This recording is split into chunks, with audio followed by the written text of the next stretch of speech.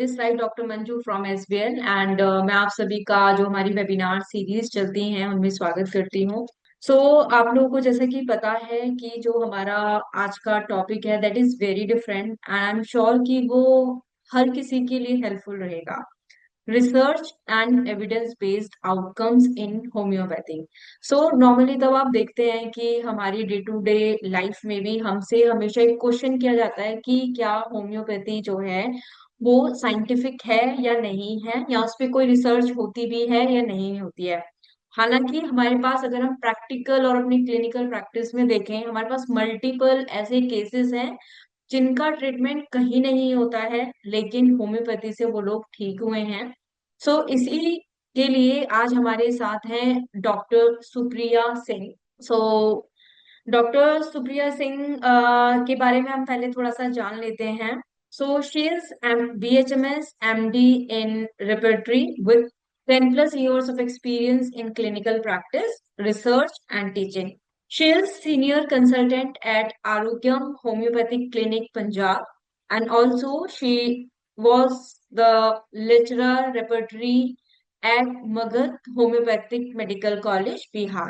She is the ex-senior research fellow at CCRH with focus on chronic kidney diseases, hypertension, and AES. She is having a clinical exposure in oncology at Tata Memorial Cancer Hospital, Sanguru.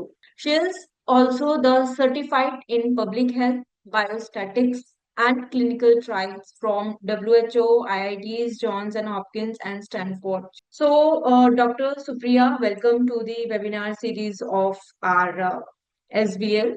And webinar को हम start करने से पहले कुछ announcements हैं जो कि हमें पता होनी चाहिए क्योंकि हम इसे अटेंड कर रहे हैं। This is very important for everyone. अगर आपके मन में कोई भी क्वेरी है, कोई भी सवाल है, तो आप हमारे क्वेश्चन एंड आंसर जो चैट बॉक्स है उसमें लिख सकते हैं। बिकॉज हमारा इस वेबिनार के दौरान एक सेशन होता है जिसमें कि हम अपने व्यूअर्स के जितने भी क्वेश्चंस हैं उनका रिप्लाई करते हैं, जो कि मोस्ट इम्पॉर्टेंट है। जितने भी लोग इस वेबिनार को अटेंड कर रहे हैं उनके लिए हम ऑनलाइन सर्टिफिकेट्स प्रोवाइड करते हैं, एंड उस सर्टिफिकेट को आप हमारी वेबसाइट पर जाकर लिंक से अपनी ईमेल आईडी डालकर उसको डाउनलोड कर सकते हैं।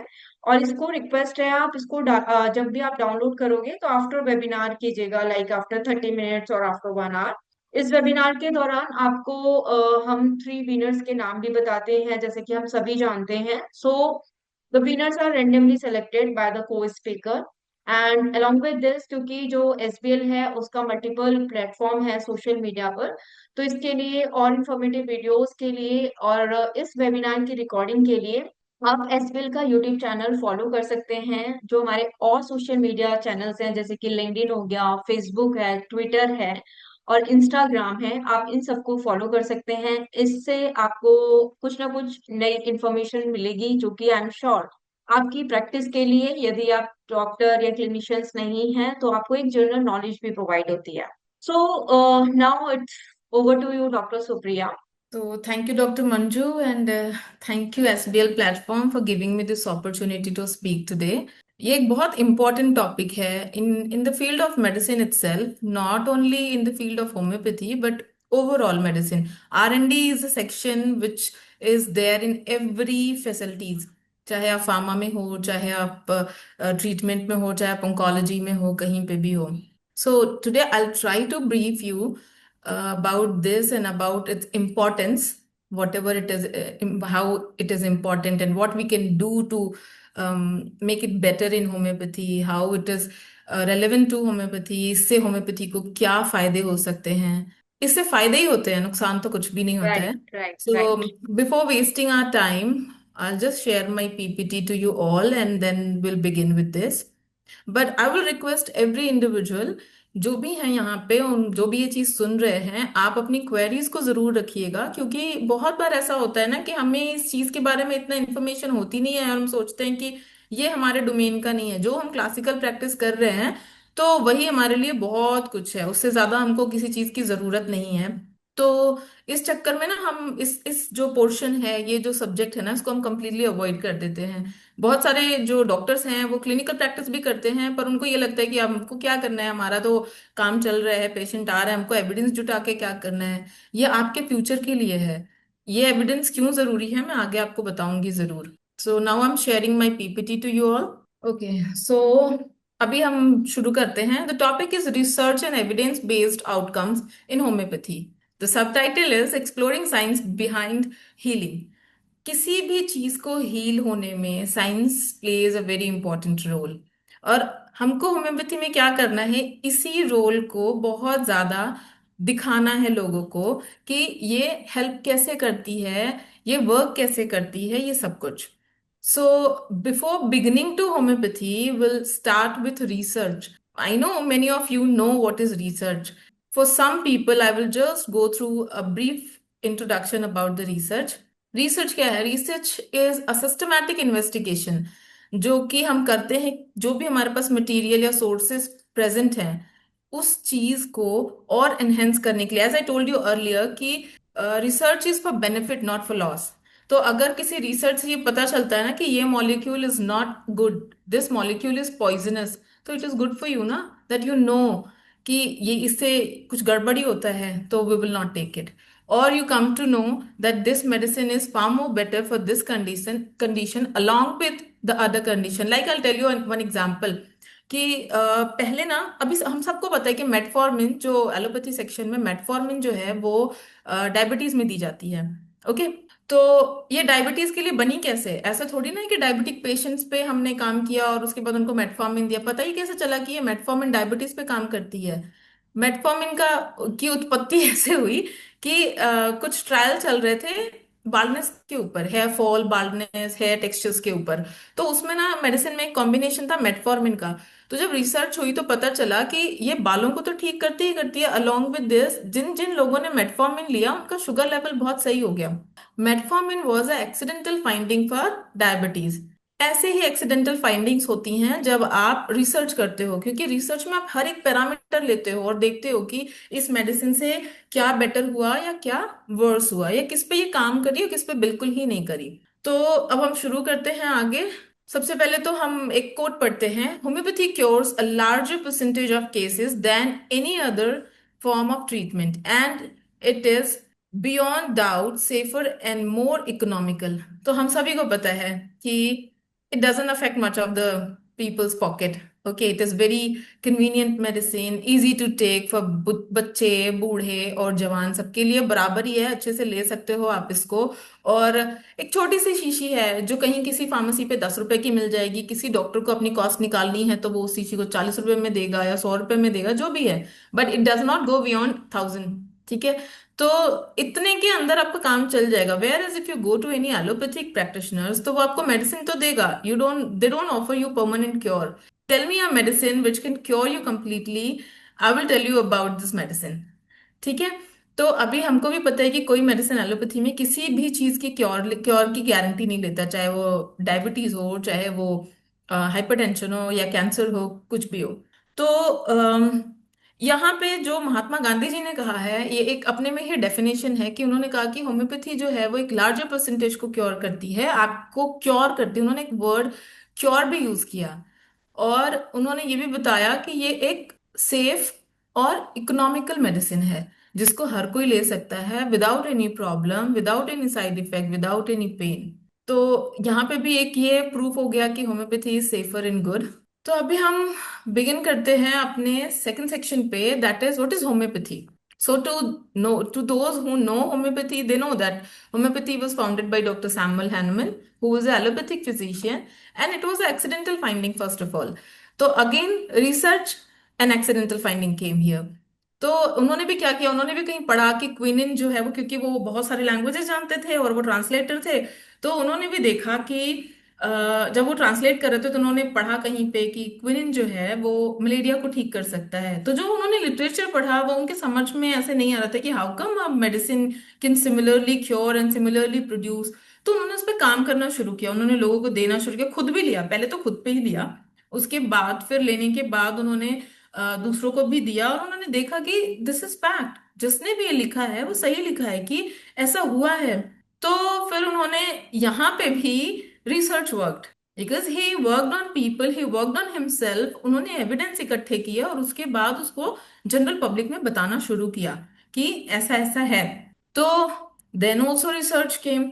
फिर उन्होंने एक प्रिंसिपल मतलब इवॉल्व किया, जिसका नाम था, जिसको उन्होंने नेम दिया similia similibus curentur, which all homeopathy physicians and practitioners know. ये लाइक क्योर्स लाइक, तो जो प्रोड्यूस करने की क्षमता रखता है वही ठीक करने की क्षमता रखता है। इसका यही सिंपल सा फंडा है। ओके। फिर वो आए इंडिविजुअलाइज ट्रीटमेंट पे। उनको ये लगा कि जैसे हर एक प्लांट एक जैसा नहीं होता है, हर एक एनिमल एक जैसा नहीं होता, वैसे ही हर एक इंडिविजुअल भी एक जैसा नहीं होता है। किसी सिचुएशन में अगर चार लोग हैं तो कोई पैनिक होता है, कोई बहुत स्ट्रांगली रिएक्ट करता है, तो उनको ये लगा कि हर एक इंडिविजुअल डिफरेंट है, तो हमें हर एक इंडिविजुअल को उसकी तरह से ट्रीट करना चाहिए। जो बोल सकता है, जो बता सकता है अपनी फीलिंग, उनको तो हम अलग अलग ट्रीट कर ही सकते हैं ना। सो जहाँ पे जानवर हैं, उन वो एक साथ बोल नहीं सकते, वो एक साथ बता नहीं सकते, हम उनकी भाषा समझ नहीं सकते। Some of us we understand the feelings but we don't understand the language. तो उनको हम एक पर्टिकुलर मेडिसिन दे सकते हैं। बिकॉज जब भी काउज में मैंने देखा है कि जब भी ये दूध वाले आते हैं तो वो कहते हैं कि कुछ प्रॉब्लम हो गई है उसको दूध निकालने में, तो बहुत सारे डॉक्टर्स को मैंने देखा है, एंड बहुत सारे वेट्स भी प्रैक्टिस करते हैं इस चीज को, वो उसको फाइटोलेका दे देते हैं and that gets better. But हर किसी को, अगर हमको कहीं पे भी मस्टैल्जिया है, तो हम हर एक पेशेंट को मस्टैल्जिया में, या फाइब्रोडिनोमा है तो हर एक पेशेंट को हम कोनियम और फाइटोलेका तो नहीं दे सकते ना। So it depends upon the individualisation. और एक और चीज है कि देखो, होम्योपैथी वाज इंडिविजुअलाइज्ड। अब हम आते हैं कि होम्योपैथी को ढूंढे हो गया 200 साल, ठीक है, more than 200 years are over. पर 200 साल से it was in a main stream, लेकिन फिर भी इसको अपने आप को एक जगह पे लाने की कोशिश करनी पड़ रही है। कुछ टाइम पहले, मतलब अराउंड 12 to 14 years बैक, आप लोगों ने अगर सुना होगा तो there was a very much backlash towards homeopathy. People were listening that homeopathy is banned in this country, homeopathy is banned in that countries. You cannot even travel with the homeopathic medicines because it was questionable. And किसी ने कहा कि this is mere placebo, it is nothing because of their dilution processes. तो जब हम उसको dilute करते थे ना, तो लोगों को बड़ा लगा कि यार ये तो इतना ज्यादा डाइल्यूट कर देते हैं कि मेडिसिन का जो प्रॉपर्टी है वो तो है ही नहीं, जो मटेरियल डोज है वो तो खत्म हो गई है। तो फिर कैसे ये काम कर रही है, this is nothing, this is just a hypothesis और समथिंग। तो बहुत सारी कंट्रीज ने इसको बैन कर दिया था। And there comes a problem, homeopathy's future was very dark during that phase. I don't exactly remember the year but it has happened. So उस टाइम में क्या हुआ, पूरे वर्ल्ड के जो होम्योपैथ्स थे, they they collaborated and they started recording their cases, they started maintaining the evidence of their cases, they started doing research.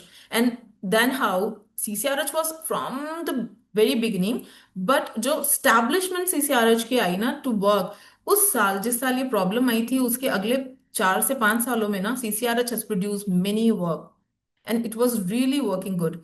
तो उसके बाद एक स्टैब्लिशमेंट आ गई होम्योपैथी की, कि जहाँ पे आपके पास एविडेंस था शो करने के लिए कि हमने ये काम किया, ऐसे काम किया, जहाँ पे इंडिविजुअलाइज्ड मेडिसिन ने काम किया, कहीं पे क्लब मेडिसिन ने काम किया। सो उस टाइम में बहुत सारा काम हुआ और होम्योपैथी एक स्टैब्लिश हो गया।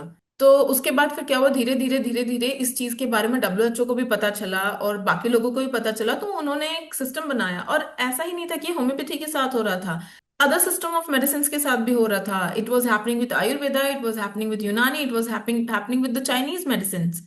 तो सभी ने अपना अपना अपना अपना फोरम बनाया और वो उन्होंने UN को प्रेजेंट किया, और उसके बाद से आया इंटीग्रेटिव एंड ऑल्टरनेटिव थेरेपी।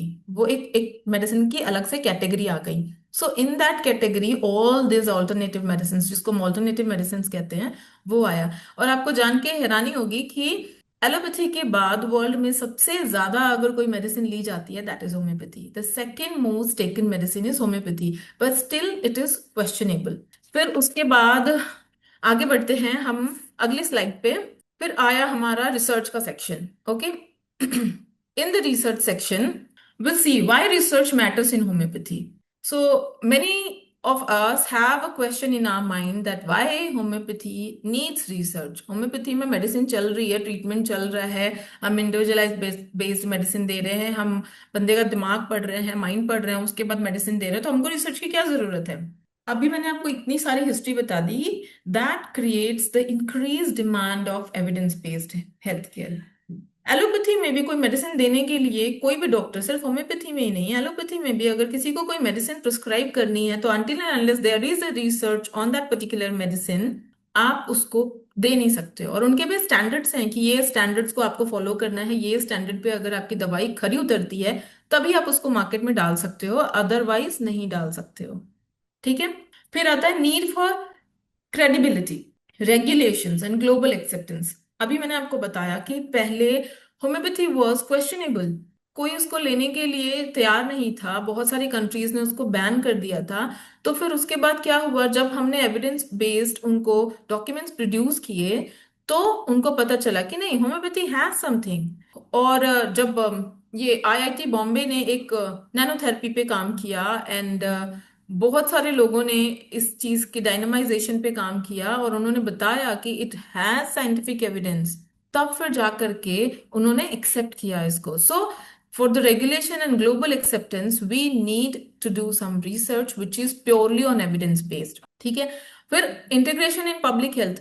पहले क्या था कि होम्योपैथी का 2 4 5 पोस्टें थी, मतलब गवर्नमेंट सेक्टर में, जहाँ पे कि होम्योपैथिक डॉक्टर्स जाते थे, रेगुलेट करते थे, जॉब करते थे। अब क्या है, एम्स है, वहां पे एक होम्योपैथी डॉक्टर चाहिए। पीएचसीज हैं, बहुत सारी स्टेट्स ने ऐसा कर दिया है कि हर पीएचसी पे एक होम्योपैथी डॉक्टर चाहिए। आप if you see the recent example in past 4 to 5 years, UP is the city in all over India which has given multiple homeopathic government job to the people. Let it be a lecturer, let it be a medical officer, or anything. So because of the evidence it is producing, because of the ये जो आपका data produce हो रहा है, जो results आ रहे हैं, on the basis of that सबको बिलीव हो रहा है और वो उस चीज को आगे बढ़ा रहे हैं। अब हम जानते हैं कि रिसर्च कितने टाइप के होते हैं, क्या क्या रिसर्चेस होते हैं, कौन से रिसर्चेस हम होम्योपैथी में यूज कर सकते हैं और कौन से रिसर्चेस हम होम्योपैथी के लिए छोड़ सकते हैं कि जो नहीं है काम का। ओके। सो जब हमने देखा कि रिसर्चेस हमें जब करने की जरूरत पड़ी, तो पहले तो देखेंगे कि कौन से रिसर्च से ज्यादा फायदा होगा, कौन सी कॉस्ट इफेक्टिव रहेगी और ज्यादा बेनिफिशियल रहेगी, ऐसे करके।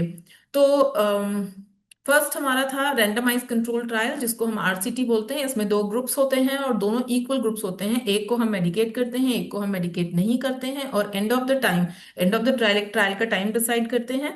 और उसके बाद से जो इक्वल सैंपल्स होते हैं, इक्वल जो सैंपल्स होते हैं, उनको हम एक एक टाइम ड्यूरेशन के बाद से एनालाइज करना शुरू करते हैं और देखते हैं कि जिन्होंने ये मेडिसिन ली उनमें और जिन्होंने जो ये मेडिसिन नहीं ली, जो दूसरी मेडिसिन ले रहे थे, उनमें क्या सिमिलैरिटीज हैं या फिर क्या डिफरेंसेस हैं। तो I was a part of study when I was in CCRH, that was a study. तो मैं आपको उसके बारे में बताती हूँ। इन दैट स्टडी क्या हुआ कि जब हम CCRH के थ्रू गोरखपुर में पोस्टेड थे, सभी को पता होगा कि एंसेफेलाइटिस केसेस कितने ज्यादा थे गोरखपुर में। तो Gorakhpur has open, CCRH has open a wing in Gorakhpur.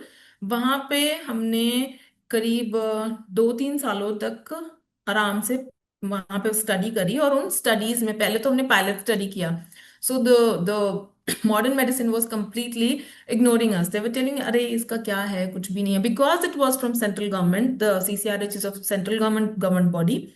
तो उन्होंने, because it was a central government government body, तो उन्होंने उसको अलाउ कर दिया, क्योंकि जो एक स्टेट गवर्नमेंट का कॉलेज था वहां पे ये काम चल रहा था, तो उन्होंने हम गवर्नमेंट के इन्फ्लुएंसेस की वजह से वहां पे अलाउ कर दिया। उन्होंने सोचा इनका कुछ होना नहीं है, थोड़े बहुत मेडिसिन देने और काम चल जाएगा। So when we started that session, वहां पे जहाँ पे शुरू किया हमने, तो इन फर्स्ट पायलट स्टडी हमको सैंपल्स इतने ज्यादा नहीं मिल पाए थे। सैंपल्स में लाइक हमको ये था ना कि हम सबको मेडिसिन देंगे जो भी प्रॉब्लम में था, बिकॉज कुछ तो हम होम्योपैथी वाले ना ज्यादा ही अटैच हो जाते हैं लोगों से, तो उनको ये लगता है कि यार कोई दुखी नहीं होना चाहिए, सबको मेडिसिन देंगे। तो हमने क्या किया, पहले तो हम सिस्टमैटिक चल रहे थे कि कुछ लोग को मेडिसिन देते हैं, कुछ लोग को नहीं देते हैं। बट थोड़े टाइम के बाद क्या हुआ, अभी उसको भी मेडिसिन चाहिए, आपने उसको दिया तो हमको भी दो, उसको दिया तो हमको भी दो। तो फिर हमने क्या किया, हमने सबको मेडिकेशन देना शुरू कर दिया। थोड़े बहुत लोग थे जिन्होंने कंसेंट नहीं दिया, जिनको कुछ समझ नहीं आया, तो उनको हमने कंट्रोल में डाल दिया। फिर क्या हुआ जी, हमारा पायलट स्टडी आया, रिजल्ट्स एनालिसिस करके जब हमें मिला तो हमने देखा कि यार जिन्होंने हमारी मेडिसिन ली थी उनको बहुत बेनिफिट हुआ, और जिन्होंने मेडिसिन नहीं ली थी उनके कंपैरिजन में जो मेडिसिन लिए थे वो बेटर थे। तो ऑन दैट बेसिस हमने फिर से हमारी एक मीटिंग हुई, जो वहाँ के मॉडर्न मेडिसिन के जो डॉक्टर्स वगैरह थे, जो इंचार्ज थे, सारे जो एथिकल कमेटी के मेंबर्स थे और जो हमारे साइड थे, उन्होंने साफ साफ उसको खारिज कर दिया। उन्होंने कहा कि नहीं नहीं, ये क्या है, आपका सैंपल साइज बराबर नहीं है, जब सैंपल साइज बराबर होता है तब कुछ बात बनती है। तो वी लिटरली रिक्वेस्टेड देम, ठीक है चलो हमारे पास ये एक लेकिना था कि हमारे पास सैंपल साइज नहीं थे, but it was a pilot study, it was not a solely a कोई प्रॉपर स्टडी था। फिर ठीक है, पायलट स्टडी के बाद किसी तरह से उनसे रिक्वेस्ट वगैरह करके आगे बढ़ के हमें हमने उनसे कुछ टाइम ड्यूरेशन और मांगा, और हमने आरसीटी शुरू करी सॉरी, प्रॉपर आरसीटी जब शुरू करी, उसके एनालिसिस के रिजल्ट्स आए, हमारे sample size exactly equal, condition भी इक्वल। हमने बस सब कुछ देखा कि कौन आईसीयू में है, कितने पेशेंट उनके आईसीयू में है, कितने पेशेंट हमारे आईसीयू में है। लेकिन यहाँ पे एक और प्रॉब्लम था कि ये ना along with institutional management protocol था, मतलब कि जो मेडिसिन वो एलोपैथी मेडिसिन वो ले रहे हैं ना, तो वो मेडिसिन कॉन्स्टेंटली वो लेते रहेंगे, उसके साथ में क्लब करके हम होम्योपैथी मेडिसिन देते थे। तो कैसा था, एक group was taking allopathy and homeopathy, और एक ग्रुप जो था वो प्लेन एलोपैथी लेता था। चलो जी, ये भी ठीक था, अपने लिए कुछ तो मिल रहा था प्रोड्यूस करने के लिए। तो वी डिड स्टडी, करीब 1.5 साल, 1.5 साल का वो पीरियड रहा था। जो हम 1 साल का हम पूरा वो ड्यूरेशन लेते हैं, क्योंकि वहां पे ना वो आउटस्प्रेड जो होता है वो जुलाई से लेकर के दिसंबर तक का होता है। तो हम तब तक केसेस लेते हैं और उसके बाद हम एनालिसिस करना शुरू करते हैं उस साल की। तो हमने ऐसा किया, और आप बिलीव नहीं करोगे, उस रिजल्ट्स में बहुत कुछ बहुत अच्छा आया, बहुत सारे डिफरेंसेस आए। मॉर्बिडिटी में बहुत ज्यादा डिफरेंसेस आए, ओरल फीडिंग में बहुत ज्यादा डिफरेंसेस आए, सेंसरी सिस्टम में बहुत ज्यादा डिफरेंसेस आए। तो वो मैं आपको बता दूंगी, आप एएस का सीसीआरएच का कोई भी पेपर लेके पढ़ लो, हमने 3-4 पेपर प्रोड्यूस किए हैं, आप रीड करना उसके। तो it has given very good value. तो क्या हुआ, जब ये वैल्यूज बहुत ज्यादा अच्छे आए ना, फिर उन्होंने हमें फुल फ्लेज स्टडीज करने की परमिशन दे दी। सो ये वाला स्टडी हमने पब्लिश किया। उसके बाद फिर हमने और सारे स्टडीज उस पर करते गए, और हम सभी में हमें बेनिफिट्स मिले। फिर हमने रेट्रोस्पेक्टिव भी किया, जैसे पीछे जा करके पीछे पुराने केसेस निकाल करके देखे, फिर वहां पे भी बैलेंस करने की कोशिश करी कि देखिए कुछ डिफरेंस आता है क्या। तो वहां पे भी सेम आया रिजल्ट कि homeopathy was in add on, homeopathy was working good. फिर चलो वो पेपर वर्ल्ड वाइड प्रोड्यूस हुआ, हर जगह CCRH has promoted it and it has got a very uploaded results from there. फिर उसके बाद अभी यहाँ पे क्वेश्चन आता है कि अगर हम बहुत अच्छे हैं इन सब चीजों में, या हमारे पास बहुत अच्छे एविडेंस है, तो जो हम एड ऑन में गए ना, वो हम अलोन कर सकते हैं। जहां पे हमने एलोपैथी और होम्योपैथी दोनों साथ दिया, if we had so much of confidence, then we could have done allopathy and homeopathy different different. We shouldn't have given allopathy along with homeopathy. Okay, तो हमारे पास एक एलोपैथी सेक्शन होता है, एक होम्योपैथी सेक्शन होता है, बट अभी क्या कर रहे हैं हम, एड ऑन कर रहे हैं। ओके, देन दूसरा स्टडीज आता है ऑब्जर्वेशनल स्टडीज या केस सीरीज। अभी जिनके पास वो इंफ्रास्ट्रक्चर नहीं है, जिनके पास वो इतने सारे पेशेंट्स एक साथ नहीं है, जहाँ पे आप 200 300 400 पेशेंट्स रख सको, जहाँ पे, क्योंकि आरसीटी करने के लिए more than 30 patients you need in one sample size, ठीक है। तो एटलीस्ट 60 पेशेंट होने चाहिए, 30 in one arm, 30 in one arm. तो जब आप ऑब्जर्वेशनल स्टडी करते हो ना, तो उसमें क्या होता है, आपको इसकी जरूरत नहीं पड़ती है, जहां पे कि आप क्या करते हो, एक केस लेते हो। आप जब किसी भी क्लिनिकल प्रैक्टिस में कर रहे हो, ऑब्जर्वेशनल स्टडी में यही होता है कि आप क्लिनिकल प्रैक्टिस कर रहे हो जहां पे आपके पास केसेस आते जा रहे हैं। सपोज करो थायराइड के केसेस आ रहे हैं, तो थायराइड के 4 केसेस आ गए, 5 केसेस आ गए, 6 केसेस आ गए, ठीक है। वेर एज आप सिमिलर टाइम पे ही आपके पास यूट्राइन फाइब्रॉइड के केसेस आ गए, तो आपने यूट्राइन फाइब्रॉइड के भी 4-5 केसेस हैं आपके पास। तो जिसमें 4-5 केसेस में, अगर 5 केसेस में 4 केसेस सक्सेसफुल रहे, एक केसेस का फेलियर रहा, उसको छोड़ दो, जो चार चार केसेस थे, अगर आपने इंडिविजुअलाइज मेडिसिन दी है, तो आप उस 4 केसेस के एविडेंस रख करके, और you can make a case series about it and you can publish in public domain. तो क्या होता है, उससे एक इंफॉर्मेशन मिलती है कि चलो इंडिविजुअलाइज मेडिसिन दिया। अभी देखो हमारे पास यूट्रस के लिए ना फीमेल मेडिसिन हम कहते हैं कि we have set of female medicine, ठीक है। तो जैसे मान लो अगर हमारे पास यूट्राइन फाइब्रॉइड है तो हम एएनएम देते हैं, हम सेपिया दे देते हैं, हम अ, से वो पल्सटिला दे देते हैं, हेलोनियस दे देते हैं, कोई भी ऐसी मेडिसिन दे देते हैं, ओके। बट अगर आप देखो कि बेलाडोना से आपने यूट्राइन फाइब्रॉइड ठीक किया, दिस इज डिफरेंट।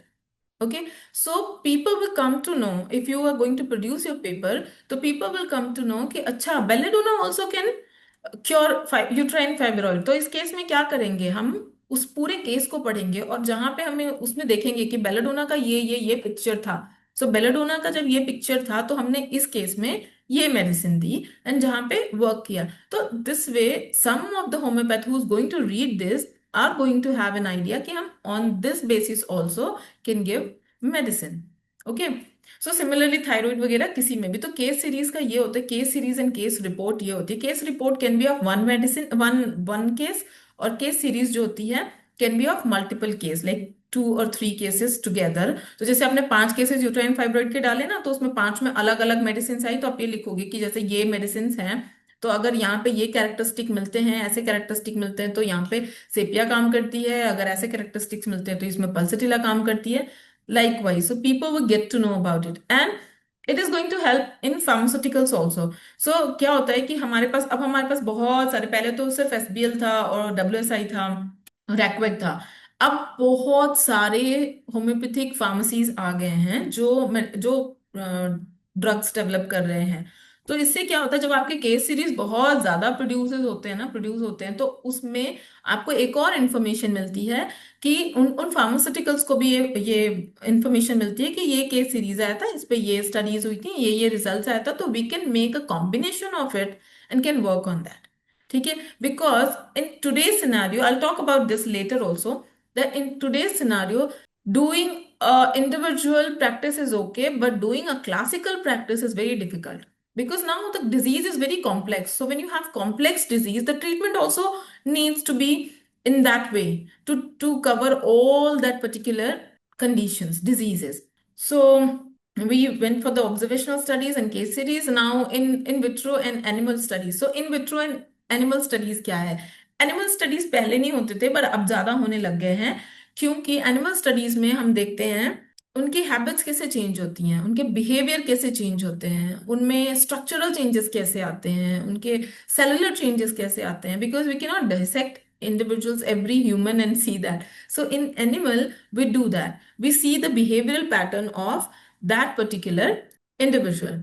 फिर जब मेटा एनालिसिस और सिस्टमैटिक रिव्यूज की बात आती है, तो Meta analysis and systematic reviews क्या करते हैं कि जब हम बहुत सारे आरसीटीज, फाइन आरसीटीज होते हैं, तो उनको हम देखते हैं, फिर उनको एक क्लब करके हम 4 7 7 5 9 10 12 कितने भी केसेस को लेकर के, रिपोर्ट्स को लेकर के, आरसीटीज को लेकर के हम मेटा एनालिसिस या सिस्टमैटिक एनालिसिस करते हैं, जिससे पता चलता है कि क्वालिटी ऑफ, पहले तो मेडिसिन कैसे काम करती है, ये मेडिसिन काम की कि नहीं की, और इसमें ना फिल्ट्रेशन भी हो जाता है कि कैसे कैसे पेपर्स प्रोड्यूस हो रहे हैं हमारे इस सिस्टम में, whether all of them are of good quality which can be taken into meta analysis, और it need improvisation in publication, क्योंकि इनमें कुछ इंक्लूजन एंड एक्सक्लूजन क्राइटेरियाज होते हैं। तो जो इंक्लूजन क्राइटेरियाज जो क्लियर करते हैं वो होते हैं फाइन पेपर्स, जिनके पेपर्स बहुत अच्छे से पब्लिश हुए रहते हैं, और जो एक्सक्लूजन क्राइटेरिया में जाते हैं उनके पेपर्स अच्छे से प्रोड्यूस नहीं हुए होते हैं। तो हमको ये भी काम करना होगा कि देखना होगा कि कैसी क्वालिटी ऑफ पेपर निकल रहे हैं। सो अभी हम रैंडमाइजेशन कंट्रोल ट्रायल में आपको बताएं कि एक एक पेपर था मेटा एनालिसिस ऑफ लिंडे, जो 1996 में आया था, लिंडे एट ऑल का। उन्होंने बताया था, ये पेपर लेंसेट में आया था, और जिसने बताया था कि positive effect of placebo, positive effect of individualized medicine or homeopathic medicine beyond placebo। तो पहले तो लोगों ने ये कहा था ना कि प्लासिबो ही है मेयर, ये प्लासिबो ही है। तो अब क्या हुआ, जब उन्होंने देखा कि जब उन्होंने ये पेपर प्रोड्यूस किया लिंडे ने, तो उन्होंने लिखा कि जो हमने मेडिसिन दी है ना उनको और प्लासिबो दोनों को कंपेयर किया है, तो जिनको हमने मेडिसिन दी है that has better quality cure, but जो प्लेसिबो दिया है दैट रिमेन सेम। सिमिलरली मैथी एट ऑल ने भी एक पेपर पब्लिश किया जो कि 32 आरसीटीज का एक कंप्लीट सेट था, जो एक एनालिसिस हुई थी, उसमें उन्होंने बताया कि individualized medicine is more helpful than a combined medicine. Okay. और बेलाटॉल ने 2004 में एक पेपर पब्लिश किया था फाइब्रोमियालजी आप पर, जिन्होंने बताया, जिसमें वो डबल ब्लाइंड आरसीटी करके उन्होंने बताया था कि homeopathy has evident result fibromyalgia also. तो और जो clinical outcome and clinical practice की बात कर रहे हैं, तो हम हमारे पास सीसीआरएच है। तो जब हमने सीसीआरएच की स्टडी पढ़ी थी, सीसीआरएच की स्टडीज में क्या था कि उन्होंने बहुत सारे सीसीआरएच और आयुष ने क्लब करके जो काम किया है, उसमें उन्होंने allergic rhinitis, eczema, IBS, migraine, इन सभी पे बहुत अच्छा काम किया, and which shows 70 to 80% beneficial result in this field. फिर homeopathy in public health, like in COVID time, we all know how homeopathy has worked in every field, every symptoms, and every condition of that COVID-19 situation. So arsenic was a very good result in COVID-19, and the CCRH has published it, and everybody has accepted it. In fact, WHO also has praised this work. In Cuba, leptospirosis problem was there, where epidemic has been formed. तो ये genus epidemics वाला भी एक बहुत अच्छा role है homeopathy का। In CCRH again there was a study कि बेलेडोना जो था, that has worked beautifully in prevention of cervical encephalitis, cerebral encephalitis. फिर हम आते हैं the evidences. Again, I told you about this, that Linde et al का paper और Methi का. So, and the improvement of CCRH, where 70 to 80% improvement were then in sinusitis, arthritis, and skin diseases, in migraine and eczema, IBS also, and the other one. ठीक है। अभी हम आते हैं nano particle पे। तो जो जो क्वेश्चन था सबसे बड़ा वही था ना कि होम्योपैथी इतनी ज्यादा डाइल्यूटेड हो गई है कि दैट डजन वर्क, उसका कुछ ऐसा अस्तित्व ही नहीं है, इतना ज्यादा वो डाइल्यूटेड हो चुकी है। तो जब नैनो पार्टिकल्स थियरी आई, जब आईआईटी बॉम्बे में एक डॉक्टर थे, उन्होंने इस चीज को किया था, नैनो पार्टिकल की जो खोज की थी, तो उन्होंने बताया कि प्रोफेसर जयेश बलारे, ठीक है, डॉक्टर प्रोफेसर जयेश बलारे ने ये चीज की थी, जो नैनो पार्टिकल वाली जो स्टडी की थी। तो उन्होंने बताया था कि homeopathy has a nano structured in homeopathic dilution, जो एक टेम एनालिसिस होता है। उन्होंने टेम एनालिसिस करके बताया था कि, और उन्होंने ये भी बताया था कि जो ये पार्टिकल्स है ना, that works tremendously and they are more active than the other system of medicine. जो हम एलोपैथिक सॉल्ट्स लेते हैं ना, वो तो एक तरह से क्रूड फॉर्म है, बट जो होम्योपैथी का है वो इनर्ट एनर्जी है जो आपको ठीक कर रहा है। So the nano particle was establish at that place. Whereas फिर नैनो फार्माकोलॉजी वाला जो मैंने आपको बता ही दिया था। Then comes the recognition and acceptance of homeopathy. So now currently, earlier it was not, but currently it is accepted in more than 80 countries. So we have almost 192 countries, but more than 80 countries have accepted it, and still more to go. So if we have more and more evidences, maybe total 192 countries will follow us. WHO supports evidence-based traditional medicine. So अभी ये WHO ने भी कह दिया है कि it worked, जब जब से ये IIT बॉम्बे वाला रिजल्ट आया है, so they said कि it works and it gives a very very good result in the form of homeopathic medicine. और फिर उसके बाद होम्योपैथी में जो हमें होम्योपैथी जो थी, वो पहले जैसे नेशनल हेल्थ स्कीम में नहीं थी। In fact in India it was not there in national health scheme. अभी वो इंश्योरेंस वाली पॉलिसी में आना शुरू हुई है। तो अब इंडिया, स्विट्जरलैंड, ब्राजील एक्सेट्रा बहुत सारी कंट्रीज ने, इनफैक्ट यूके ने भी अब इसको अपनी इंश्योरेंस पॉलिसीज में एक्सेप्ट करना शुरू कर दिया। तो it has taken a place in the national health policies also. So this is a very good achievement. In fact, in India, I'm not talking about abroad, but in India, considering it in a national health policy, it is a very big achievement. So I would say kudos to those doctors who are working on this. So now we'll talk about the recent development in India and worldwide in the field of homeopathy. तो कोविड-19 का preventive study सबने देखा है, dengue का preventive study सबने देखा है, chikungunya का प्रिवेंटिव स्टडी सबने देखा है, कि इन सभी स्टडीज में हमने देखा कि homeopathy has worked as a genus epidemicus in all those conditions, and बहुत अच्छे से। फिर अभी क्या आ गया है, अभी एआई बेस्ड प्रिस्क्रिप्शन टूल आ गया, but see I have added it in for this information, but I don't accept it because the AI tool is also produced by a human or by a computerized person. So what a human mind says or do or analyze, that computer cannot be. So I would say that you can be relying on that prescription, or you can go for AI based treatment, but not purely like homeopathy. Like earlier doctor said na ki repertory, they have made repertory has been made for the ease. तो आप repertory use करो, but सिर्फ on the basis of repertory you cannot just make your prescription. So आपको क्या करना है, आपको repertory जब करते हो ना, तो उसके बाद जो मेडिसिन आता है, आप वो मेडिसिन को मटीरिया मेडिका से रेफरेंस लेते हो, उसका मतलब उसको आप कहीं ना कहीं से चेक करते हो, मटीरिया मेडिका से पढ़ते हो, जब उसका रिजल्ट्स प्रॉपर आता है, तब जा करके आप, जब आप सेटिस्फाई हो जाते हो मटीरिया मेडिका से, तब जाके आप वो मेडिसिन प्रिस्क्राइब करते हो। तो सिमिलरली एआई बेस्ड अगर प्रिस्क्रिप्शन है तो आप उसको रीड करो, वो आपको एक क्राइटेरिया, एक एक एरिया बता देगा कि इस एरिया में, जैसे फेमिनिन मेडिसिन है तो वो आपको एक फेमिनिन मेडिसिन का लिस्ट दे देगा कि ये मेडिसिन पिंपल्स में काम करती है, but the decision should be yours always. Integrative use in oncology and psychiatry and autoimmune. So, oncology, I know that it works. It works, but we need more and more records of it. Studies, records, because abhi in India, not many people, many doctors are comfortable touching oncology cases. So I know some of the doctors, the legendary doctors who takes this homeopathic case taking for the oncology cases. One is like I know Kalyan Banerjee sir, then I know this Dr. Pawan Parikh, and some of one is in Punjab also. So I know those people who has produced some papers in the field of oncology. But we need more and more doctors to touch it. But you can take homeopathy oncology cases then only when you have full-fledged information about that case, how the pathology works, how the physiology works, everything. Same way in psychiatry.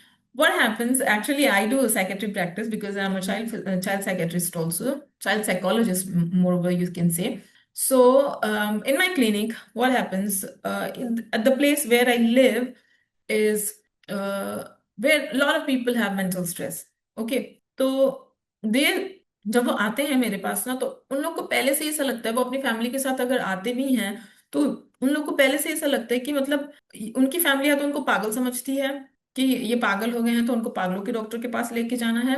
मतलब there is nothing, there is very less awareness about the mental disease in our country.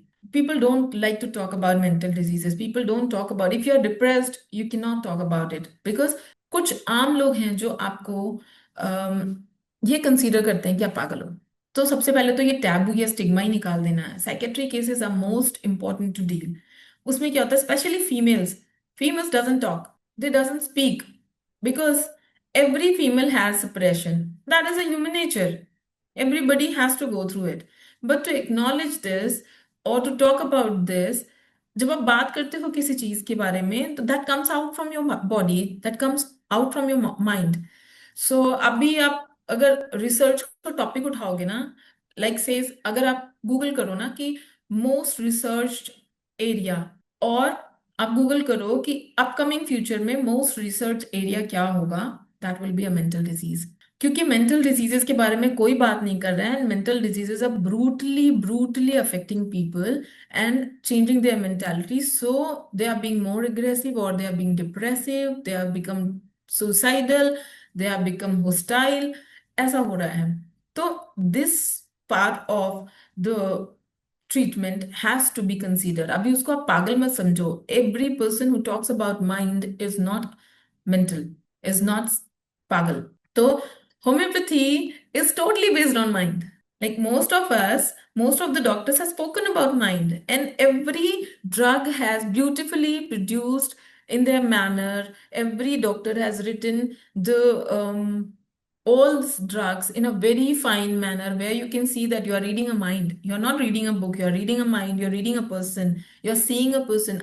When I was a student, when I was studying in the college where I have done my BHMS, तो जब मैं materia Medica पढ़ती थी ना, तो ऐसा लगता था that individual is standing in front of me, I am seeing that person. And अगर मुझे ब्रूइसेस भी पढ़ना है आर्निका का, तो आई वाज सीइंग दैट अच्छा उसके हाथ पे ये ब्रूइसेस हैं, या फिर वो ऐसे टॉस हो रहा है, सारा कुछ I was imagining. So this is the beauty of homeopathy, that you read a person and you produce a person. Similarly, इसी तरह से autoimmune disease में allopathy has given up in autoimmune diseases, but homeopathy has cured it. People are not accepting it. Okay. In case of CKD also, जब हम ये research कर रहे थे, हमने पूरे इंडिया में जितने भी डॉक्टर्स थे, we have mailed everyone. If you have any evidence, just share with us. We are going to start a CKD study. But we had the avoidance of it. We didn't have when I was constructing a protocol, I didn't have any evidence. I was not able to write because people had their success stories, but they didn't want it to produce.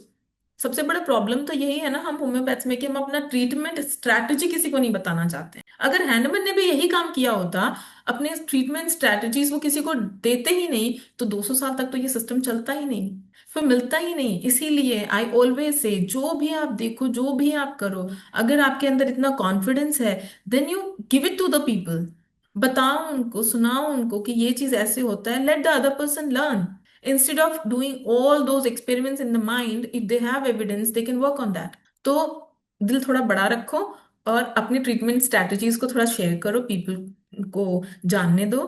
Let the new commerce learn from you. बहुत सारे doctors है ना, उनका code code होता है, code medicine होता है। दे right ABCCDS, ऐसा मेडिसिन का कोड होता है कि दूसरा डॉक्टर जान ना पाए। अरे जान गया तो क्या होगा, किसी पेशेंट को बेनिफिट ही होगा ना। तो ऐसा कुछ नहीं करना चाहिए आपको, उसको छुपा के नहीं रखना चाहिए, उसको देना चाहिए आपको। फिर तो आप हैनुमान के फॉलोअर हो ही नहीं। ओके। सो अभी क्रिटिक्स एंड चैलेंजेस क्या है, एक तो मैंने आपको बता दिया कि वो जो चीजें दबा के रखना, किसी से डिस्कस नहीं करना, किसी को प्रोड्यूस नहीं करना, वो एक प्रॉब्लम है। ठीक है।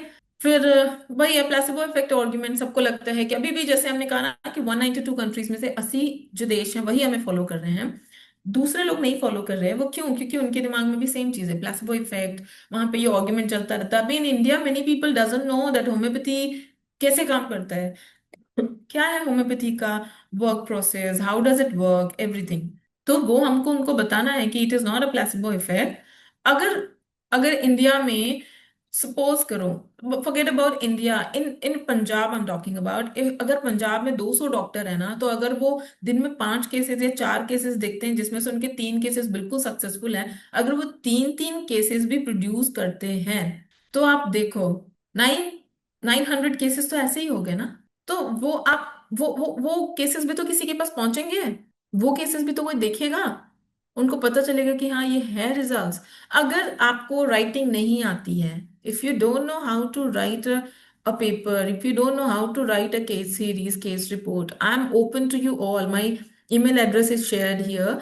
You can contact Dr. Manju and take it from there. You give your results to me, I will write the paper for you. I'm doing that thing. I'm making the things so easy for you now that I will write the paper, but you need to bring your information out. You cannot keep it with you. This is not good for the homeopaths. And the next problem was the standardization and reproducibility. Abhi, see, we have some standard pharmaceuticals. Okay. So just because I'm sitting at the SBL platform, I'm not telling. One of the standard platform is SBL. Okay, so many of us, almost अगर देखा जाए तो 70% doctors, 80% doctors are taking SBL medicines because they have faith that their medicine is diluted or produced in a standardized form. उनके जो forms हैं वो ISO certified हैं, उनके सारे स्टैंडर्ड्स मेंटेन है, क्वालिटी चेक होती है, सब कुछ होता है, और they give you a proper pure dilutions. But whereas we have many pharmaceuticals now. पहले क्या था, सिर्फ वही मैंने बताया ना, 3-4 थे। अब तो बहुत सारे फार्मास्यूटिकल्स हैं। अभी आप सोचो कि उनके स्टैंडर्ड्स, उनके रेगुलेशंस कैसे होते होंगे। We know some of the pharmaceuticals companies, I will not name them, they make eye drops in homeopathy, and their production house, if you see that where they manufacture this, is so lower standard that if a doctor will see that, will never prescribe that medicine. So as a process of R&D, we had to visit some pharmacies because CCRH does this drug standardization and maintaining all those things. So I had been visiting them. So there, when I was visiting, I saw them. That was the condition. So कहीं कहीं पे ये भी होता है, अभी मत करो प्रोड्यूस अगर आपके पास वो लेबल नहीं है, वो चीजें नहीं है। आप कॉस्ट तो पूरी ले रहे हो ना उस आई ड्रॉप की, कि अगर उस आई ड्रॉप का कॉस्ट आपको लग रहा है हार्डली 50 रुपीज, तो आप तो पब्लिक से 150 रुपीज ले रहे हो ना। तो जब आप ले रहे हो जितने बिके उतने से तो अपना स्टैंडर्ड मेंटेन कर लो, या फिर आप किसी ऐसे कंपनी से मैन्युफैक्चर करा लो जो ऑलरेडी मैन्युफैक्चरिंग करते हैं। बट स्टैंडर्ड मेंटेन करो, don't play with this patient. जो डॉक्टर लिख रहे हैं ना आपकी मेडिसिन, वो भी पेशेंट के साथ खेल रहे हैं। और यहाँ पे क्या होता है, इसकी वजह से ना पेशेंट का फेथ जाता है। और हमारे अगेन वही चीज है, जब आप क्वालिटी ऑफ मेडिसिन नहीं रहेगी आपके पास, तो क्वालिटी ऑफ रिजल्ट भी नहीं रहेगा। तो कहीं ना कहीं आपको लगेगा अरे ये मेडिसिन तो काम ही नहीं करती है। तो मेडिसिन फेल नहीं हुई थी, आपका मैन्युफैक्चरिंग फेल हुआ था। उसकी वजह से मेडिसिन पे इफेक्ट पड़ता है। तो जब भी आप मेडिसिन लें तो वो हमेशा एक स्टैंडर्ड फार्मेसी की लें। जो अभी ये प्रमोशन तो बिल्कुल नहीं है, but you can take from SBL, you can take from Schwabe, you can take from as Reckwick. All these thing you can, मतलब all these pharmacies you can take it. For larger RCT and data transparency से, अभी larger RCT करने के लिए तो आपको एक ऐसा इंस्टीट्यूशन चाहिए। तो आई वुड से कि आप करो, अगर आपके पास इतना पेशेंट फुटफॉल है तो आप 30-30 का ग्रुप बना करके एक सैंपल साइज ले करके रखो। बट इंस्टेड अगर आप नहीं कर सकते हो, then you are very good. You none of the physician, none of the practitioner is here who is not practicing. और जो भी प्रैक्टिस कर रहे हैं वो एटलीस्ट 2 से 4 पेशेंट्स ऐसे होते होंगे जो उनके पास अच्छे होंगे, ठीक होंगे। तो आप उनके रिपोर्ट्स, उनके रिजल्ट्स को प्रोड्यूस करो, उनके रिजल्ट्स को लोगों को दिखाओ। That will be more beneficial for people. So with this we are coming very closer to the conclusion. So अभी मैं वही बोलूंगी कि strengthen your clinical documentation। अभी अगर आप थायराइड के केसेस देख रहे हो, then you have to maintain the उसका डेटा। क्योंकि देखो हमको पता है कि पेशेंट अगर बेटर है, पेशेंट अगर ये फील कर रहा है कि उसको अच्छा लग रहा है, पेशेंट अभी माइल्ड हो गया है, पेशेंट को अच्छी नींद आ रही है, अच्छी भूख लग रही है, तो patient is okay, medicine is working. But आप ये दुनिया को कैसे बताओगे? दुनिया को तो ऐसा नहीं बता सकते ना कि नहीं नहीं उस पेशेंट को अच्छी नींद आ रही थी इसलिए हमारे सिस्टम अच्छा काम कर रहा है। आप दुनिया को एविडेंस के साथ बताओगे। तो आपको हर एक केस में, जैसे थायराइड के केस हैं तो उसका थायराइड प्रोफाइल आपको 3 मंथ्स का हमेशा रखना होगा। बिफोर मेडिकेशन, आफ्टर मेडिकेशन रखना होगा। अगर आप ओबेसिटी क्योर कर रहे हो तो बिफोर मेडिकेशन, आफ्टर मेडिकेशन, हर चीज का आपके पास प्रूफ होना चाहिए। अगर आप वार्ड्स क्योर कर रहे हो, सोरियासिस क्योर कर रहे हो, तो before medication, after medication. Mental diseases का you have to make a video of patient. आप उनकी रिकॉर्डिंग करो, उनसे पूछ के रिकॉर्डिंग करो। और आप उनकी रिकॉर्डिंग करो कि वो कैसे आए थे आपके पास, how their tone was, and now after treatment how their tone is. So these are the things which are going to make people believe that yeah, there is something. So हमेशा आप कोशिश करो कि जो आप करा रहे हो टेस्ट वगैरह, वो सारा कुछ एक अच्छे एस्टेब्लिश्ड फॉर्म से कराओ। जो भी आपका पैथोलॉजी है वो अच्छी जगह से कराओ।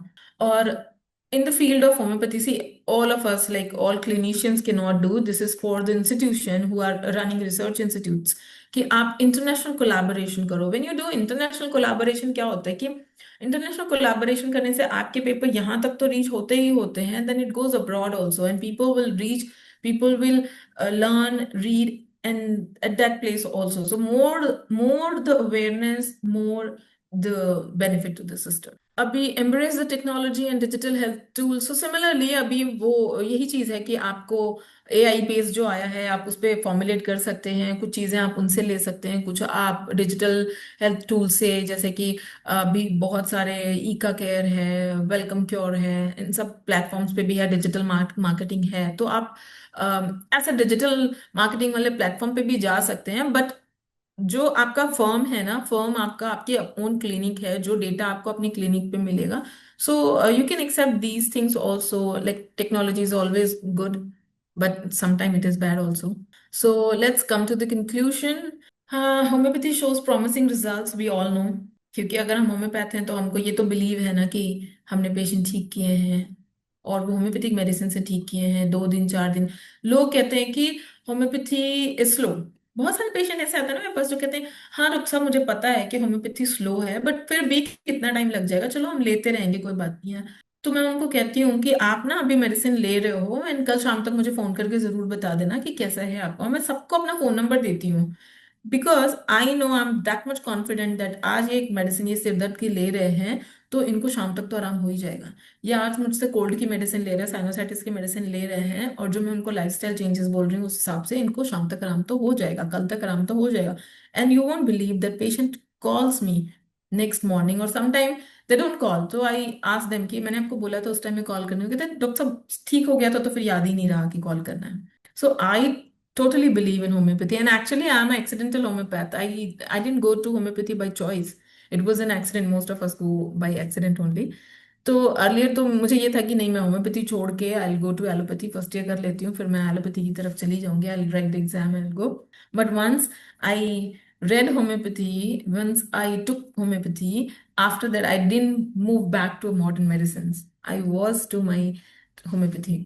So the aligning tradition with modern research, अभी मैंने आपको बताया कि आपका जो आप इंडिविजुअल ट्रीटमेंट देते हो, कॉन्स्टिट्यूशनल ट्रीटमेंट देते हो या माइंड पे जो ट्रीटमेंट देते हो उसको मेंटेन करो, और साथ में मॉडर्न रिसर्चेस जो भी आ रहे हैं जैसे कंबाइंड मेडिसिन आ गई है, पेटेंट्स आ गए हैं, तो आप उनको भी लो। ऐसा नहीं है दो patient patents are bad, those are addition to your treatment, so that can ease your patient, that can bring your patient to a ease condition, because अब लोगों को पेशेंस की बहुत कमी है।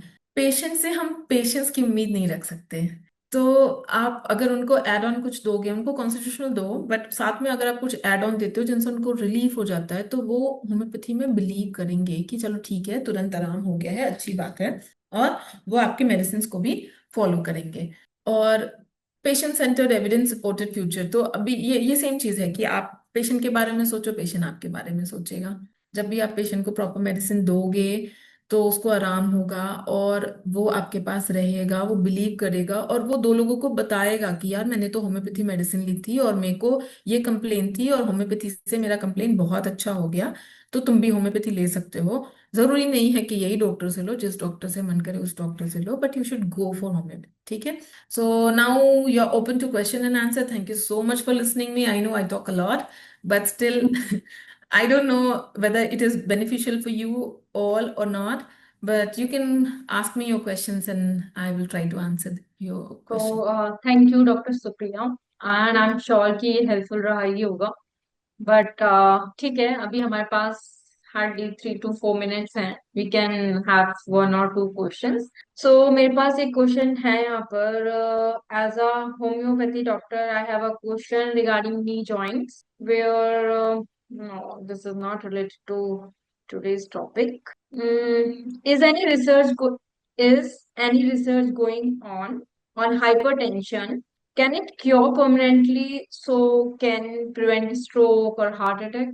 Yes, there was a research, there was a scoping review अभी I think 4-5 months पहले publish हुआ है, एंड वो हमारा भी है, in that I was also a part, and just not about this paper only, there are many more papers. If you go Google PubMed पे जाओ, पबमेड पे जाके बस होम्योपैथी और हाइपरटेंशन सर्च करो तो आपको बहुत सारे There are पेपर multiple. मिल जाएंगे। Hmm. और यस, परमानेंट क्योर देखो, लाइफस्टाइल डिसऑर्डर्स का कोई परमानेंट क्योर नहीं होता है। लाइफस्टाइल डिसऑर्डर्स का परमानेंट क्योर सिर्फ चेंजेस इन लाइफस्टाइल है, क्योंकि लाइफस्टाइल डिसऑर्डर्स ही होते हैं चेंजेस ऑफ लाइफस्टाइल से। तो अगर आप उसको रिवर्स कर लेते हो वही लाइफस्टाइल डिसऑर्डर को, या अपने पेशेंट को बोलो कि आप उस लाइफस्टाइल को वापस से चेंज कर लो या बेटर के लिए चेंज कर लो, then they might not need medicine. तो Right. Yes, if at all there is the medicine plus lifestyle changes, it can be better, it can be cured। पर सेम वे अगर वो थोड़ा बहुत ऑल्टर होता है ना आपका लाइफस्टाइल, तो वापस से वो आ ही जाएगा। तो परमानेंट क्योर तो किसी भी चीज का नहीं है, ठीक है। तो अगर हम यहाँ पे अपना एक पॉइंट बोले तो ये हो सकता है कि अगर आप अपनी बॉडी का ख्याल रखोगे तो बॉडी आपका ख्याल रखेगी। बिल्कुल बिल्कुल। Right. So the next question is, are there any new technologies or methodologies being used to improve the quality of homeopathic research? See, quality of homeopathic research या ड्रग स्टैंडर्डाइजेशन इज देयर, कि आप कैसे, in fact बहुत सारे drug standardization की public मतलब paper भी publish हुए हैं पब्लिक डोमेन में, वो आप पढ़ सकते हो। बहुत सारी चेंजेस आए हैं, बहुत सारी टेक्नोलॉजीज आई हैं जहाँ पे आप डाइल्यूशंस को भी और रिफाइन वे में बना सकते हो। और जितनी भी स्टैंडर्ड कंपनीज हैं वो अब वो फॉलो कर रही हैं। तो yes, it is there. So there is a one interesting question, and I'm sure कि ये हमारा कहाँ से आया. So the question is, how far AI is useful in homeopathy? Okay. So, okay. So if you are a very digital person, I will answer you in digital way. Okay. AI is making you handicapped. AI is just like a formulation of repertory. ठीक है. AI can tell you that अभी आप acne के लिए डालो ना, तो AI will tell you कि अच्छा बेलेडोना है एक्ने की मेडिसिन, ये सिम्टम्स हैं। और बर्बेरिस है, एक्विफोलियम, वो ये सिम्टम्स हैं, और this is going to give relief in such and so conditions and all. तो वो आपको ये देगी कि ये सेट ऑफ मेडिसिन है और इनकी ये इंडिकेशंस हैं। अभी आपको डिसाइड करना है आपने क्या देना है। Same way I told you ना रेपर्टरी, तो repertory was also a boon, but some time it is not a boon to the people. क्योंकि अभी क्या होता है, कुछ जो डॉक्टर्स है ना वो क्या करते हैं, रिपोर्टरी में जो भी आया, फर्स्ट मेडिसिन आई, मेडिसिन प्रिस्क्राइब कर दिया। They don't go for materia Medica, they don't read for materia Medica. Hmm. Sometimes it is not necessary. अभी हमारे पास कफ के बहुत सारी मेडिसिन हैं। ठीक है, अभी ड्राई कफ कफ डालोगे तो ब्रेयोनिया आ जाएगा, आपको लेकेसिस आ जाएगा, बहुत सारी मेडिसिन, नेट्रम सल्फ आ जाएगा। नेट्रम सल्फ में एक्सपेक्टोरेशन भी है और ड्राई भी है, तो बहुत सारे मेडिसिन आ जाएंगे। बट क्या होगा, उसको डिफरेंशिएट कैसे करोगे आपकी कौन सा देना है? तो AI is some way it is good that you know the set of symptoms or set of medicines। आपको एक रिफाइंड सेट ऑफ सिम्टम्स मिल जाते हैं, आप उनमें से मेडिसिन ढूंढ सकते हो। बट अगर आप रिपर्टराइज करके इंडिविजुअलाइज मेडिसिन निकालते हो, that is far more better. And knowledge is very important. अगर नॉलेज नहीं है, जो मुझे लगता है कि एआई आपका कहीं पर भी काम नहीं आएगी. तो knowledge is very important and you should refer your books. तो जैसा कि हमने वेबिनार के स्टार्टिंग में आप लोगों से कहा था कि हम इस वेबिनार के बीच में आपको 3 विनर्स के नाम बताएंगे जो कि हम रेंडमली सेलेक्ट करते हैं. तो उन 3 लोगों के नाम हैं वाल्की Gopal, second is Raja, and third is doctor Sonal. So आप तीनों से रिक्वेस्ट है कि आप अपने कॉन्टेक्ट नंबर हमारा जो क्वेश्चन एंड आंसर वाला चैट बॉक्स है उसमें जरूर लिख दें, so that it will be easy for us to connect you, right. And at the end, thank you so much, Dr. Supriya, to coming on this SBL's webinar or platform channel. And I'm sure this will be helpful for our viewers कि उन्हें आज research के बारे में, research related जो questions हैं उनके बारे में काफी ज्यादा इंफॉर्मेशन मिली होगी. एंड कहीं ना कहीं शायद उनके लिए हेल्पफुल रहा होगा कि हम क्लिनिक में रहते हैं तो हमें लगता है कि नहीं, सिर्फ क्लिनिक पार्ट है, हम अपना रिसर्च में इतना टाइम वेस्ट क्यों करें. बट आई एम श्योर कि रिसर्च इज वेरी इंपॉर्टेंट, क्योंकि अगर रिसर्च अपनी मेडिसिन के बारे में हम बहुत अंदर तक पता है, then we can do anything.